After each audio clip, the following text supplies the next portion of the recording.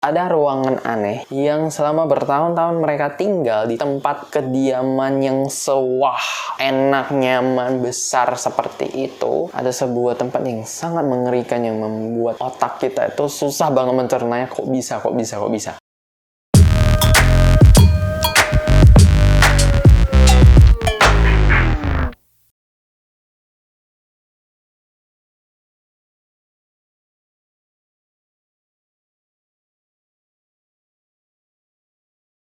Parasite, film yang mulai mengguncang semua penyuka film, terutama yang suka drama Korea. Aku pribadi enggak drakor banget ya, maksudnya kayaknya aku hampir nggak pernah lihat drama Korea sih, kecuali yang bener-bener famous banget, dan itu pun nggak semua. Jadi kalau mau dibilang apakah berarti Ken ini orangnya K-popers ya atau apa? Enggak sih, malah sebenarnya kalau mau dibilang bahkan lagu aja aku lebih sering dengerin lagu western daripada Korea. But I love K-pop actually. It's just like it. Come on, please don't call me K-popers, okay? Nah, di video reaction kali ini mungkin agak berbeda ya dengan settingan reaction yang lain nantinya. Biasanya kalau video reaction yang pada umumnya kan nonton sesuatu terus ya kalian lihat lah reaksi kita. Tapi untuk reaction video yang versinya aku, so I will call it reaction, okay? You know already from the title. Jadi reaction versinya aku ada yang dalam bentuk storytelling, tapi lebih ke opini karena kan reaksinya aku pada saat nonton. Mungkin yang ini bakal lebih ke movie sih. Yang tipe kedua adalah reaction yang memang live langsung nonton yang you guys understand already lah reaction seperti itu. Jadi reaction yang kali ini, karena kali ini ngomongin soal film, lebih ke reaction yang versi pertama. So let's just start it. Hai Keners, sebelum mulai jangan lupa like video ini kalau kamu suka kontennya, dan untuk gabung ke channel ini gratis dengan cara subscribe dan nyalain notifikasinya biar kamu nggak ketinggalan video-video terbaru karena channel ini upload 3 kali seminggu. Thank you kawan-kawan neters, enjoy! Parasite itu film dark comedy thriller. Bisa dibilang dari genre filmnya aja lumayan complicated ya. Ada dark, tapi komedi, tapi thriller juga. But this is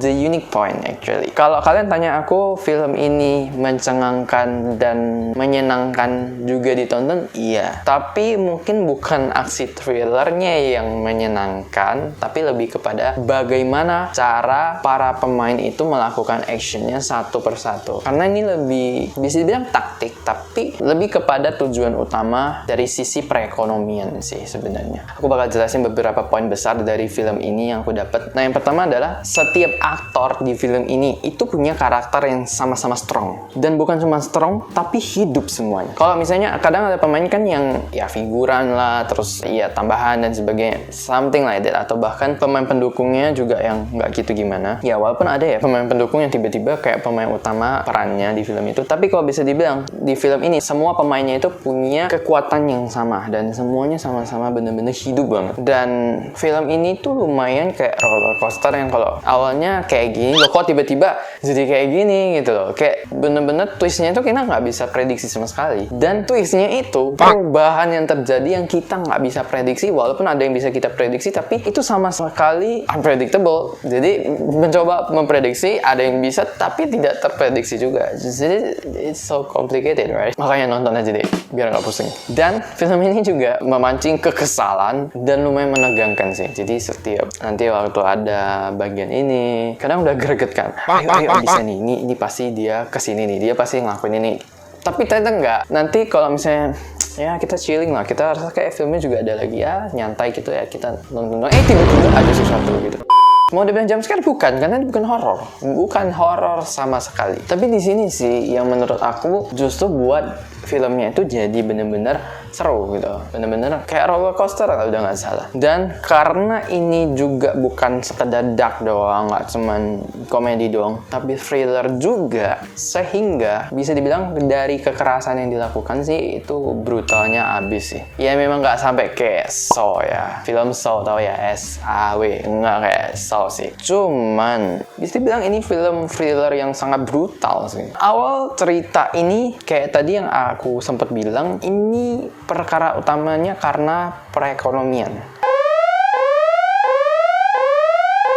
Jadi di film ini ada dua keluarga yang extremely beda secara perekonomian. Yang satu tuh kaya raya banget, satu lagi itu miskin melarat yang sangat. Bisa dilihat lah perbedaannya gimana. Suatu hari ada keberuntungan yang menimpa ke anak laki-laki dari si keluarga miskin ini. Jadi si keluarga miskin ini mempunyai 2 anak sebenarnya. Ada anak laki-laki sama perempuan dan suami istri, berarti totalnya ada 4. Nah, satu keluarga yang kaya ini itu punya 2 anak juga. Satu cewek, satu cowok. Tapi yang cowok itu lebih kecil. Dia masih benar-benar kayak umur mungkin sekitar 7 tahun atau 8 tahun. Yang cewek ini udah remaja lah bisa dibilang. Jadi total mereka satu keluarga itu ada 4 orang juga sama. Ini di luar dari pembantu dan sebagainya. Ketika anak laki-laki dari keluarga miskin ini keberuntungan itu datang, suatu hari keberuntungan ini datang dari si temen anak cowoknya ini. Jadi kayak temennya ini nawarin dia untuk gantiin dia ngajar les di satu keluarga yang kaya ini. Nah, karena si anaknya juga mikir ya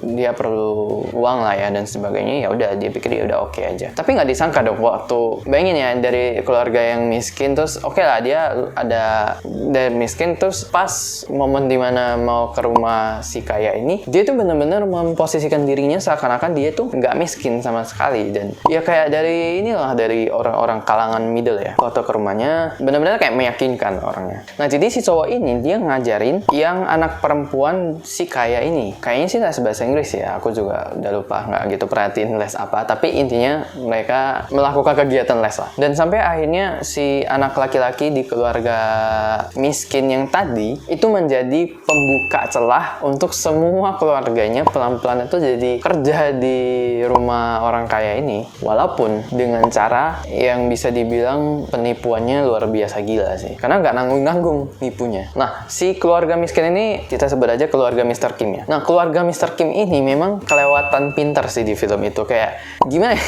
Kita nggak sangka ya orang maksudnya bukan mau merendahkan ya. Tapi orang miskin yang kayak mereka, tapi tuh pintarnya itu kayak orang kaya yang brilian yang lu sekolahnya tuh pendidikannya luar biasa. Tapi ya nggak disangka gitu ya. Ya aku nggak tahu ya. Tapi this is like wah the point yang buat kita tadi kayak wah twist banget ya kok bisa orang-orang ini kayak gila briliannya gila sih. Kayak dalam mereka melakukan aksinya itu benar-benar awesome, professional, on the point, success dan yang paling penting itu clean. Bener-bener clean.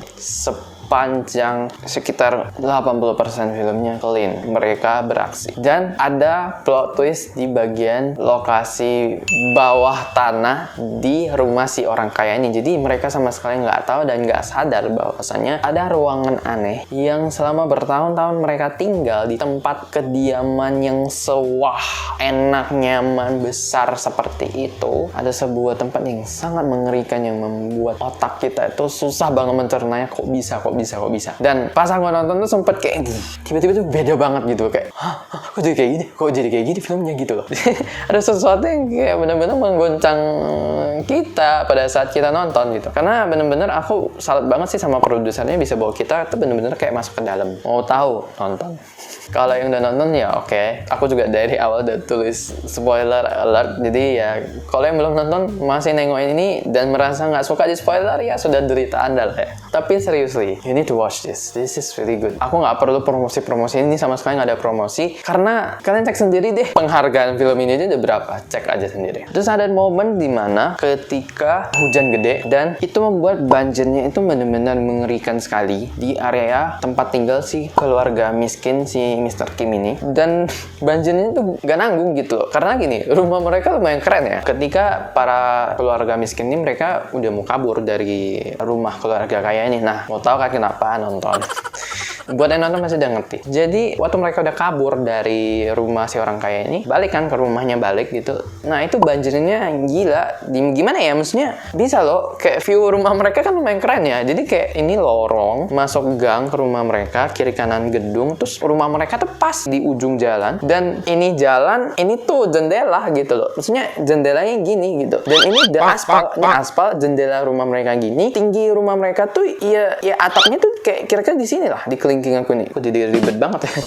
Jadi intinya ini tanah, ini jendela tinggi segini, ini tanah aspal ya. Di kelingking aku ini kayak langit-langit rumah mereka. Jadi rumah mereka tuh lantainya tuh di bawah aspal. Jadi katakanlah di sini gitu. Jadi mereka jalan-jalan. Jadi kayak tinggi mata tuh langsung memang lihat jendela. Jendela yang which is itu aspal jalan gitu. Jadi bayangin aja banjir masuk. Aku nggak tahu mungkin mereka lupa tutup pintu atau gimana ya. Menurutku kan kalau memang gimana ya pintu ketutup serapat-rapatnya juga kan pintu mereka nggak mungkin pintu yang ini ya kayak les-les musik gitu yang ada apa sih maksudnya bisa pokoknya itu deh, kalian ngerti lah ya, yang nggak bisa tembus suara apa itu. Nah, nggak mungkin kan pintunya kayak gitu, jadi pasti kan tetap aja lah ya, wajar aja. Karena banjirnya udah memenuhi sampai sekitar leher gitu kalau kalian masuk dari belakang rumahnya. Rumahnya masuknya kayak lu mesti keliling gitu, masuk dari belakang gitu. Jadi nggak tahu sih pintu depannya, mungkin itu lah pintu depannya. Jadi pas masuk tuh udah segini gitu loh. Dan waktu mereka udah nyampe di situ, kasian banget sih kayak barangnya entah kemana-mana. Terus ini agak geli sih, tapi di toiletnya itu mereka masih keren ya. Tempat bokernya mereka tuh duduk punya. Jadi bukan yang kayak kita di sini kan ada yang jongkok kan, itu lebih parah lagi, menurutku lebih jadul. Mereka punya sejorok-joroknya tempat mereka, semiskin-miskinnya mereka udah pakai yang duduk sih, yang nggak tahu ya mungkin di Korea gitu. But anyways, tempat yang keluarga semiskinnya ada loh tempat aslinya nanti di video part 2. Jadi video ini ada part 2-nya. Karena aku kalau udah sini semua kepanjangan nanti videonya. Jadi itu muncrat kayak gimana ya, kayak itu tempat toilet itu bukan duduk gitu, nggak tahu apa. Terus kayak muncratnya ada hitam-hitam, nggak tahu tuh apalah, nggak ngerti lagi. Sampai parah banget deh. Tapi karena mereka udah balik kayak kondisi udah kayak gitu nggak memungkinkan kan. Akhirnya mereka kayak diungsikan gitu. Aku nggak tahu mungkin semuanya di situ rame banget. Pokoknya rumahnya juga kebanjiran. Kayak mereka mungkin punya mereka bahkan lebih parah. Akhirnya mereka diungsikan di satu aula yang gede banget. Terus jadi waktu bangun pagi ya udah bangunnya di aula yang tempat mereka terungsi di situ. Nah tapi di ending memang yang agak gimana ya, agak aku belum main banget itu pembunuhannya yang dilakukan sama si Mr. Kim ini lah. Kayak aku masih gak ngeh sebenarnya kenapa. Kalau ada teman-teman yang ngeh itu kenapa, mungkin bisa tolong komen di bawah kasih tahu, jadi aku juga nggak penasaran lagi. Tapi masih menjadi kebingungan buat aku sendiri kenapa bapaknya itu harus ngebunuh si suami yang dari keluarga kaya ini gitu. Dan aku nggak mau ceritain deh yang di ruang bawah tanah yang rahasia itu, saya tuh paling yang nggak boleh di spoil sih. Tapi yang buat dan nonton adalah aku juga ada ngerti sih kenapa ya. Maksudnya I think karena yang nonton bisa aja yang belum nonton kan. Dan karena tadi Mr. Kim yang ngebunuh papa atau suami dari si keluarga kaya inilah yang kayak endingnya tuh jadi agak bingung sih. Karena apalagi untuk yang nontonnya baru pertama, kayak aku nontonnya baru sekali sih, lumayan membingungkan sih sebenarnya untuk endingnya. Tapi so far inti dari film itu cara mereka beraksi dan sebagainya, aku nggak bisa bilang tidak sama sekali. Dan bukan pengaruh gara-gara Oscar-nya yang gila dan sebagainya itu ya penghargaan mereka dapat, tapi memang aku langsung feel gitu loh. Bayangkan aku bukan orang yang nonton drama Korea, kayak seriously aku nonton drama Korea kayak masih bisa dihitung jari dan nggak lewat telapak tangan ini seumur hidup aku. Jadi kalau misalnya kali ini aku bilang bagus buat selera yang aku nonton, ya probably buat teman-teman juga memang bagus. Tapi ya kembali ke preference. So itu aja yang aku mau bahas soal Parasite ini. Nanti ditunggu aja ada part 2-nya. Karena di situ aku bakal lebih jelaskan yang lebih detail lagi, dan detailnya ini lebih ke keaslian, lebih ke fakta-fakta asli di balik film ini, dan juga beberapa hal yang lumayan janggal di beberapa bagian di film ini. Jadi kalau yang lebih tertarik soal itu, tunggu aja videonya. Oke, thank you for watching. See you in the next video. Bye bye.